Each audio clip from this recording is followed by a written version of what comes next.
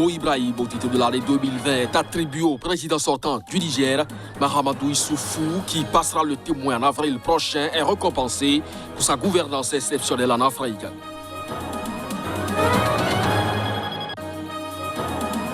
Un retour au bécail pour des réfugiés nigérians. Ils étaient des centaines à vivre au Cameroun depuis 7 ans, après avoir fui les violences djihadistes du nord-est du pays.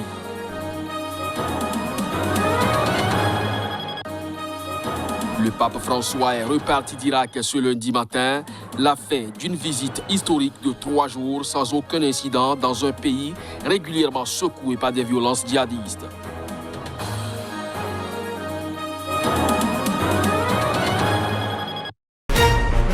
Annonceurs, entrepreneurs, promoteurs et chefs d'entreprise, choisissez dès à présent votre meilleur partenaire média, Idéal Production. Idéal Production est basé à Cotonou au Bénin. Idéal Production, le partenaire exclusif de Sika TV en Afrique. C'est là les titres à développer au cours de cette édition. Bonjour à chacun, bonjour à tous et bienvenue. Le prix Mo Ibrahim a choisi son lauréat. La distinction au titre de l'année 2020 est attribuée au président sortant du Niger, Mahamadou Issoufou, qui passera le témoin en avril prochain à son dauphin Mohamed Bazoum, est récompensé pour sa gouvernance exceptionnelle en Afrique. Reportage.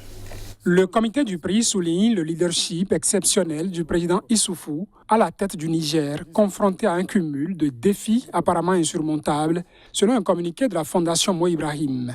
Mahamadou Issoufou, 68 ans, a été président du Niger pendant 10 ans, renonçant à un 3e mandat. Dans l'histoire nationale rythmée par les coups d'État, la dernière présidentielle de fin 2020 et début 2021 a été la première transition démocratique entre 2 présidents élus. Mohamed Bazoum, dauphin d'Issoufou, a été élu après un second tour fin février aux résultats contestés par l'opposition, occasionnant des troubles dans Niamey qui ont fait 2 morts. Sur Twitter, le président nigérien a remercié la Fondation. Je considère ce prix comme un encouragement pour continuer à penser et à agir en vue de promouvoir les valeurs démocratiques et la bonne gouvernance non seulement au Niger, mais aussi en Afrique et dans le monde. Le prix Mo Ibrahim récompense un ancien chef d'État ou de gouvernement d'un pays d'Afrique subsaharienne pour son travail dans l'intérêt du public ou son action en faveur du développement durable. Le président Issoufou est le 6e lauréat du prix Mo Ibrahim, richement doté, qui n'avait plus été décerné depuis 2017, faute de candidats réunissant les qualités requises. Les lauréats du prix Ibrahim reçoivent 5 millions de dollars versés sur 10 ans. Un retour au bécail pour des réfugiés nigérians. Ils étaient des centaines à vivre au Cameroun depuis 7 ans, après avoir fui les violences djihadistes du nord-est du Nigeria. Ces premiers départs volontaires s'inscrivent dans le cadre d'un accord passé en février entre le Cameroun et le Nigeria, qui prévoit le retour volontaire au Nigeria de quelques 5 000 réfugiés. 100 000 familles, soit 342 personnes, sont parties du camp de réfugiés de Minawao, dans l'extrême nord du Cameroun, qui accueille 65 000 réfugiés nigérians, a affirmé à l'agence France-Presse Xavier Bourgeois, porte-parole du Haut Commissariat aux réfugiés HCR au Cameroun.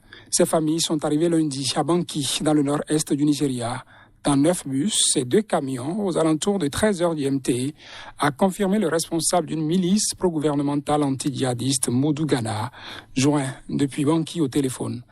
Banki est situé à 130 km au sud-est de la capitale régionale de l'État de Borno, Maïdougouri, et abrite déjà quelques 45 000 déplacés ayant fui la violence dans la zone. La ville est sporadiquement la cible d'attaques djihadistes ces dernières années et reste quasiment inaccessible pour des raisons de sécurité. Ce premier groupe sera temporairement hébergé dans des boutiques sur le marché, a indiqué à l'AFP Kiara Abdié, membre d'une autre milice, impliquée dans la réinstallation des réfugiés. Les anciens réfugiés seront d'abord soumis à des vérifications avant d'être autorisés à emménager dans les maisons qu'ils avaient désertées en 2014, a-t-il dit. Le nord-est du Nigeria est en proie à un conflit meurtrier depuis 2009 et le lancement d'attaques par les islamistes de Boko Haram. En 2016, le groupe s'est scindé avec d'un côté la faction historique et de l'autre l'État islamique en Afrique de l'Ouest, ISWAP, reconnu par l'État islamique. En Côte d'Ivoire, Ahmed Bakayoko n'est plus chef du gouvernement. Le Premier ministre en séjour sanitaire en Europe a été remplacé par le secrétaire général de la présidence de la République, Patrick Achi. Une nomination intervenue ce lundi par décret présidentiel. Patrick Achi, ministre d'État, exerce à titre intérimaire les fonctions de Premier ministre, chef de gouvernement. C'est ce qu'indique un communiqué de la présidence de la République rendu public ce lundi. Selon le même texte, Téné Birahima Ouattara, ministre des Affaires présidentielles et frère cadet du président Alassane Ouattara, a été nommé ministre de la Défense par intérim, toujours en remplacement d'Ahmed Bakayoko qui occupait également cette fonction. Ahmed Bakayoko, 56 ans, avait été évacué en France le 18 février pour raison de santé. Il vient d'être transféré dans un hôpital en Allemagne, a indiqué une source proche de la présidence sans préciser quand.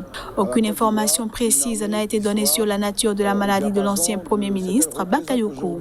Compte tenu de son état de santé, il devra rester encore quelque temps en hospitalisation, avait déclaré samedi le président Ouattara, demandant à tous les Ivoiriens de prier pour lui. Ahmed Bakayoko dit Ambak avait succédé en juillet 2020 au poste de Premier ministre à Amadou Gon Coulibaly, décédé quelques jours après son retour d'une hospitalisation et d'une convalescence de 2 mois en France pour des problèmes cardiaques. La nomination de Patrick Achi comme Premier ministre intérimaire intervient 48 heures après la tenue des élections législatives. Inculpé mais libre au Sénégal, le principal opposant au président Macky Sall, Ousmane Sonko, a été relâché ce jeudi par un juge. Il est placé sous contrôle judiciaire dans l'affaire du viol présumé. Son arrestation est à l'origine des heurts entre les partisans du député et les forces de l'ordre. Les détails. Ousmane Sonko est inculpé dans le dossier de viol et placé sous contrôle judiciaire, a dit à la presse l'un de ses avocats, maître Sira Clédorli. Il rentre chez lui, il est libre, a précisé un autre conseil, maître Étienne Dion, après la présentation de son client au juge. Ce rendez-vous avec le juge était lourd d'enjeux autres que judiciaires. Il coïncidait avec un appel à manifester lancé par un collectif de contestation auquel appartient le parti de Sonko. Après 3 jours d'affrontements, de saccages et de pillages depuis son arrestation le 3 mars, des blindés de l'armée ont pris position dans Dakar en prévision de cette journée à haut risque dans la capitale et dans tout le pays de 16 millions d'habitants, considéré d'ordinaire comme un îlot de stabilité politique. Une foule de plusieurs dizaines de sympathisants que les policiers avaient tenus à distance jusqu'alors a envahi le parvis du tribunal en exultant et en lançant des slogans à la gloire d'Ousmane Sonko. C'est la victoire de la jeunesse et de la vérité. Ousmane est le futur président du Sénégal, s'est exclamé Amadou Kébé, vendeur, qui disait être venu de loin pour soutenir Ousmane Sonko. Ousmane Sonko, 3e de la présidentielle de 2019, est pressenti comme un des principaux concurrents de celle de 2024, a été arrêté officiellement pour trouble à l'ordre public alors qu'il se rendait en cortège au tribunal où il était convoqué pour répondre à des accusations de viol portées contre lui. Après avoir déposé plainte pendant le confinement contre son mari violent, Nadia a failli tout perdre, même sa fille. Cela est dû au fait que les institutions tunisiennes peinent à mettre en œuvre les lois pionnières contre les violences faites aux femmes. Nous étions donc le 8 mars, cette journée consacrée aux droits des femmes. Retour donc sur ce fait à travers cet élément. Pendant plusieurs années, Nadia a toléré que son mari la menace et la malmène. Sans revenu, elle ne se voyait pas porter plainte.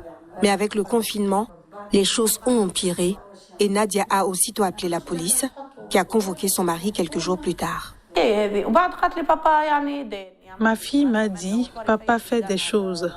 Elle me montrait des endroits spécifiques de son corps puis elle partait. Je suis donc restée pour l'observer.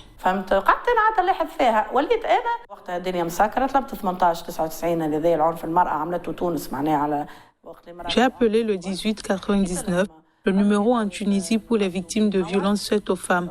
Je leur ai raconté les propos de ma fille.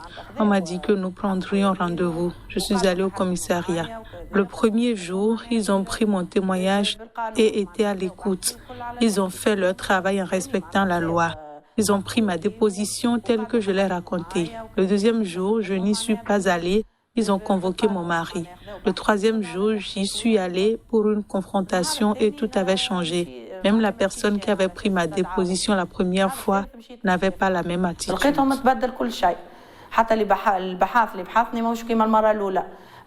En 2017, la Tunisie adoptait une loi ambitieuse contre les violences faites aux femmes. Ce texte, salué, élargit considérablement le champ des violences sanctionnées. Il confirme le statut de la Tunisie comme pionnière en matière de droits des femmes dans la région et prévoit en théorie un soutien juridique et matériel aux victimes. Mais obtenir justice reste un parcours de combattant, à l'issue improvisible, en raison du manque de volonté politique et de moyens. Dans le centre d'écoute de l'Association des femmes démocrates, la fréquentation de ces derniers mois reste nettement plus importante qu'à la même période, l'an dernier. La loi était très ambitieuse, qu'au niveau de la pratique, on manque de volonté politique réelle pour appliquer cette loi. Les signalements ont été multipliés par plus de 5 pendant le confinement de mars à juin 2020, selon les autorités tunisiennes. Et la hausse perdure. Le pape François est reparti d'Irak ce lundi matin, la fin d'une visite historique de 3 jours sans aucun incident dans un pays régulièrement secoué par des violences. Depuis vendredi, le pape argentin a sillonné le pays en allant à Bagdad, Mossoul et Karakosh, dans le nord supplicié par les djihadistes. Il a porté la cause de l'une des plus anciennes communautés chrétiennes, mais aussi l'une des plus dispersées dans le monde, jusque devant le grand ayatollah Ali Sistani, référence religieuse de la plupart des musulmans chiites. L'Irak restera toujours avec moi, dans mon cœur, a lancé dimanche soir le pape de 84 ans à l'issue d'une messe devant des milliers de fidèles en liesse dans un stade d'Erbil, au Kurdistan irakien, tout ému devant des dégâts de groupes terroristes dans les contrées visitées. Quand je me suis arrêté devant l'église détruite, je n'avais pas de mots. Impensable.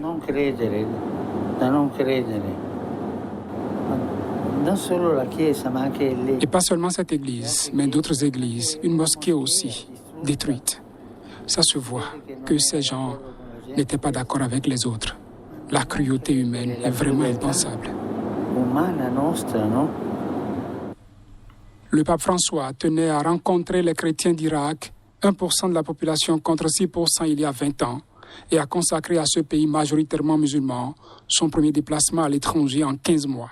En raison de la Covid-19, à l'exception de la messe à Erbil, il n'a à chaque fois pu rencontrer que quelques centaines de personnes et non les foules qu'il salue habituellement à travers le monde. Il a toutefois parcouru 1445 km à travers l'Irak, la plupart du temps en avion ou en hélicoptère pour survoler plutôt que traverser des zones où se terrent toujours des cellules djihadistes clandestines. Ce sera donc tout pour cette édition. Merci à vous de nous avoir suivis. Bonne journée en compagnie des programmes de SICA. À très bientôt.